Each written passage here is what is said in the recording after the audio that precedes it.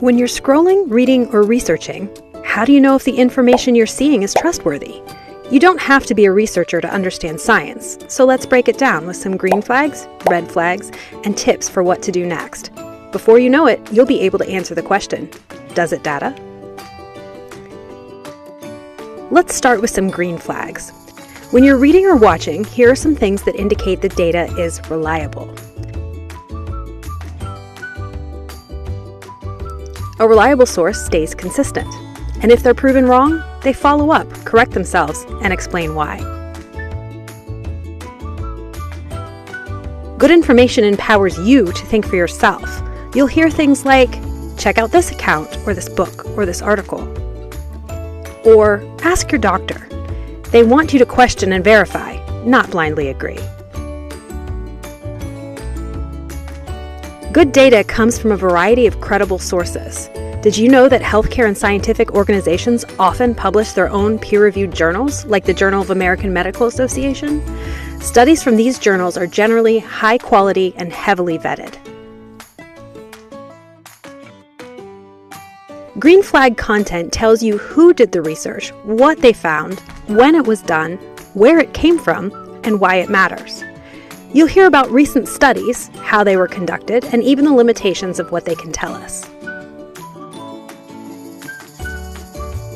Reliable information often connects to respected national or international organizations like the American Academy of Pediatrics, the American Medical Association, or the American Psychological Association. Not sure if something's reputable? A quick Google search can help. Note, sometimes organizations and sources that you think should be unbiased may have a political agenda. Even government agencies are seemingly neutral institutions. So read with a critical eye and rely on other green flags to help. Trustworthy content includes a range of voices. It asks, how is this being discussed in other countries? Or, are all the sources coming from just one group or one political viewpoint? Now let's move on to some red flags. These are indicators that you should probably take a closer look at what is being said.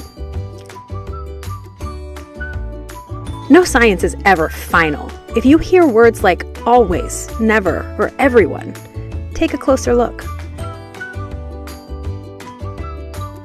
Sweeping claims without details to back it up? That's a red flag. Just because something is popular doesn't mean it's accurate, and personal experience isn't the same as scientific data. If the information leads straight to buy my book, or take my course, or use my link, or includes hashtags like sponsored, gifted, or ad, this doesn't automatically make it false, but it does mean you should dig deeper.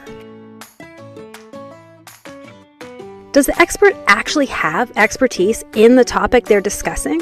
A PhD in economics talking about medical treatments is probably not your best source. If the message is packed with trendy buzzwords but light on actual information, be cautious. On social media, captions matter. If the content is bold but the caption adds no details, sources, or nuance, that's a red flag. If the entire argument relies on a handful of personal stories or opinion pieces, stop and check the evidence. Testimonials are powerful, but they don't replace large, well-designed studies. The good news is you have more tools than you think. Visit your local library or access their online periodicals and look at international publications for broader context. Dig deeper, even if there aren't any initial red flags. Look at the sources linked, see if they show red flags.